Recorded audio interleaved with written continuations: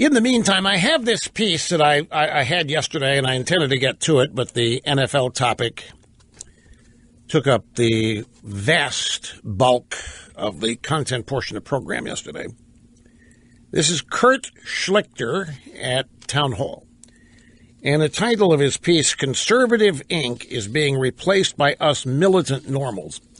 Let me tell you what this column is about. The conservative movement, quote unquote, it's always been thought of to be a specific certain thing with membership of specific identifiable individuals. And it was always thought that there was unity within the conservative movement because conservatism is a set of principles and core beliefs and values. And if you ascribe to them, you're a conservative. And if you don't, you're not. Well, that isn't the case anymore. Conservatism has been butchered. It has been redefined as people seeking to lead the movement wish to define it. Conservatism has become exclusionary. In other words, some of the big-time leaders of the so-called conservative movement, and I mean in their minds, the leaders, have decided to say that certain people aren't conservatives, even though you might think they are, and certain people are. And one of the litmus tests was Trump. At first, it was impossible for any real conservative to support Trump. And if you did, then you were betraying conservatism and you were betraying everybody who believed in you as a conservative. There was widespread fear, disgust, and anger over Trump because Trump became as popular as conservatives really want to be.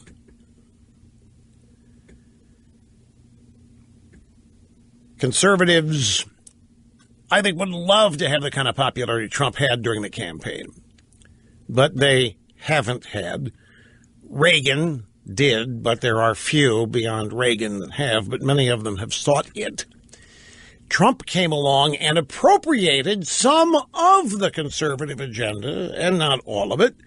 And parts of the conservative agenda that he appropriated, the leaders of the conservative movement thought that Trump butchered, and they felt very, very frightened and scared that Trump was going to ruin conservatism by redefining it as populism. And that many people were going to end up thinking they were conservative when they really, really weren't, when they really, really were populists. And so the leaders of conservatism, and these are self-anointed people, by the way. They publish magazines, they run blogs, they run websites. Many of them are media-related. Many of them live off donors, a very conservative thing to do. But nevertheless, they are self-appointed, and they were sitting there deciding who was and wasn't and isn't a conservative. So Mr. Schlichter comes along here and breaks this down and unpacks it for us. Conservative Inc. is being replaced by us, militant normals. They give you a pull quote here.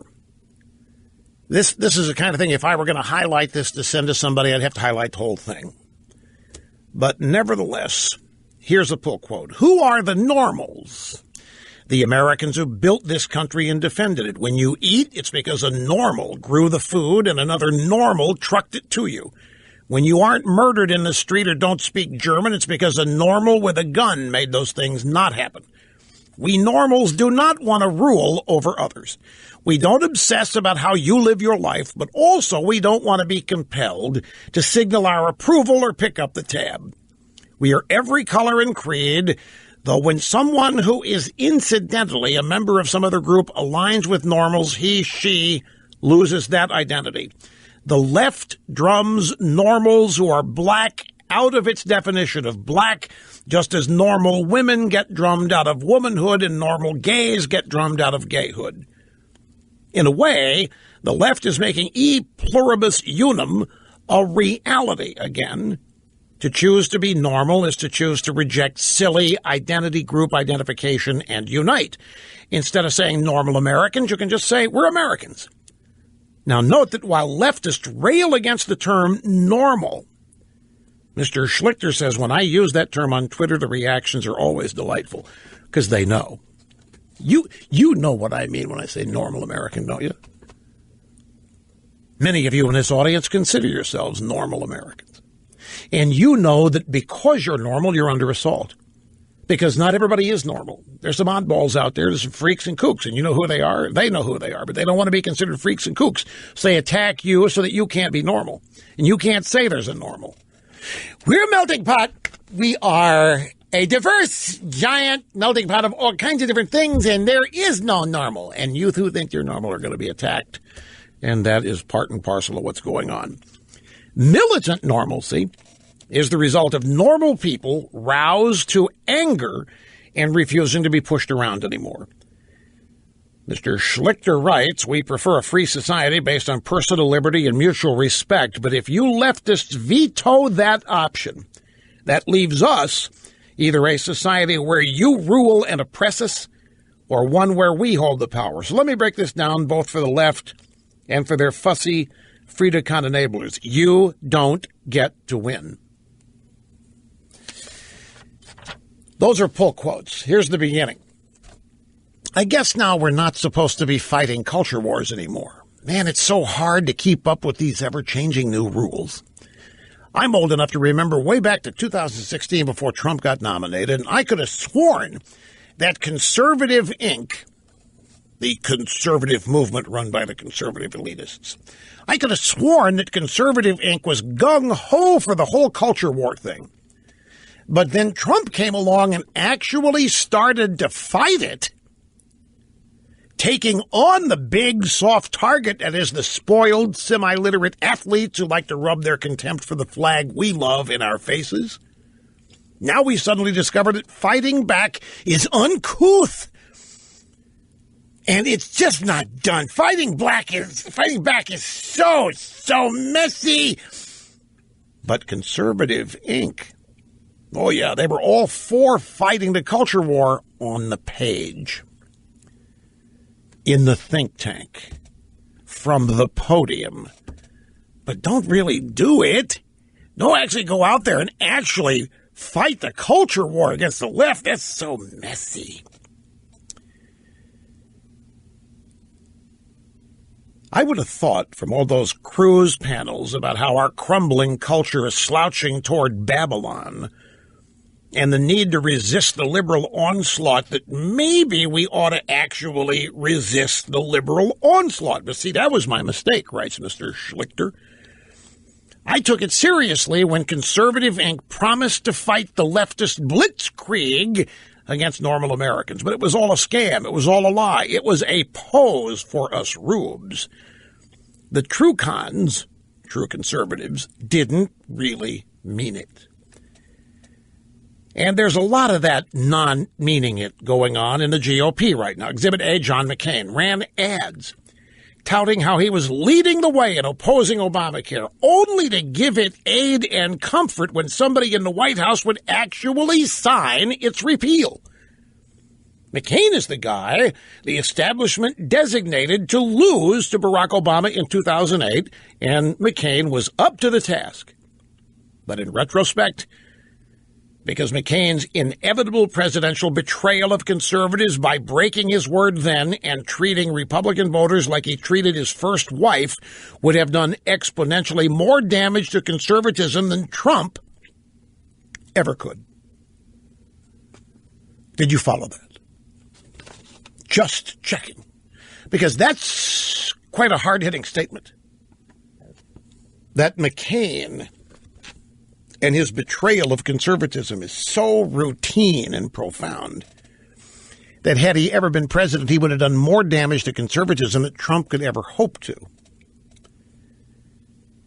We move on. It's so good to know that despite his wonderful, close, awesome friend humiliating him while lying to Arizona's voters, Lindsey Graham is still the Blue Falcons' buddy. No hard feelings.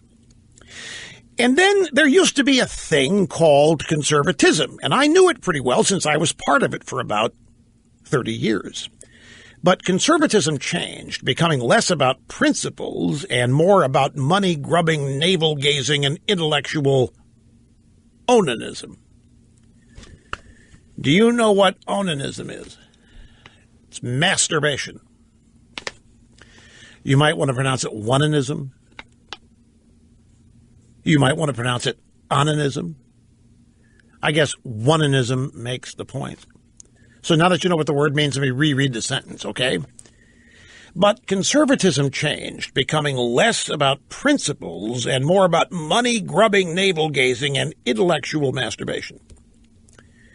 Actual Republican voters, actual normal Americans, well, they became kind of beside the point in the tumbler-clinking world of the John Boehner cons and the corporate-friendly compassion cons who put the interests of everyone else ahead of the GOP voters who voted the establishment in.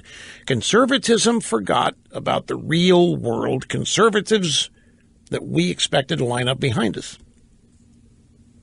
While we were talking about free trade, we were ignoring that GOP voter who fought in Fallujah, came home, got a job building air conditioners, raised a family, that one day watched the video of the oh-so-sorry CEO who looked a lot like Mitt Romney, because a lot of these guys look like Romney, sadly inform his beloved employees their jobs are getting shipped to Okaka.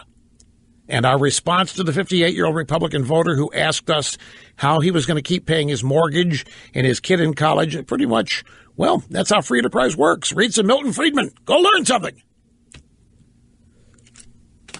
I got to take a break here, but you get the gist of it. This is it's an unveiled attack on the phoniness and the pretentiousness of what Mr. Schlichter thinks is the conservative movement. Conservative Inc. They write, they speak, they talk, but when it comes time to doing, you can't tell them apart from the others in the establishment. Limited time here. Let me stick with this. Because it goes on, it prints onto like 3 or 4 pages.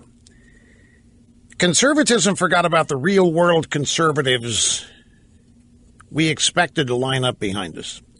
While we were talking about free trade, we were ignoring the GOP voter who fought in Fallujah, came home, got a job building air conditioners, raised a family, that one day watched the video of the oh-so-sorry CEO sadly informing his beloved employees their jobs are getting shipped to Okaka. And our response to that 58-year-old Republican voter who asked us how he was going to keep paying his mortgage was, well, that's how free enterprise works. Read some Milton Friedman. Go read some theory. Go read some philosophy. That's how it works. Schlichter writes, it's not a response, not for a political party that requires people to actually vote for it. That's an abdication. But what did Conservative Inc. care? Priorities. There's this new tapas place in Georgetown everybody's talking about. The other night, my buddy from the Liberty Freedom Eagle Institute for Liberty, Freedom, and Eagle saw Lawrence O'Donnell there getting hammered.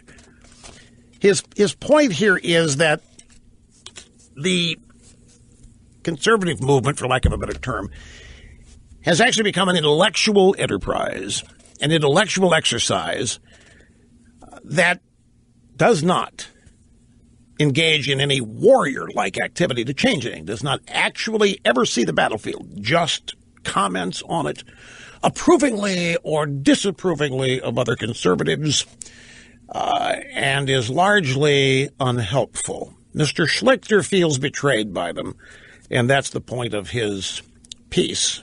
Explains why these people now vote Trump and not for conservative GOP.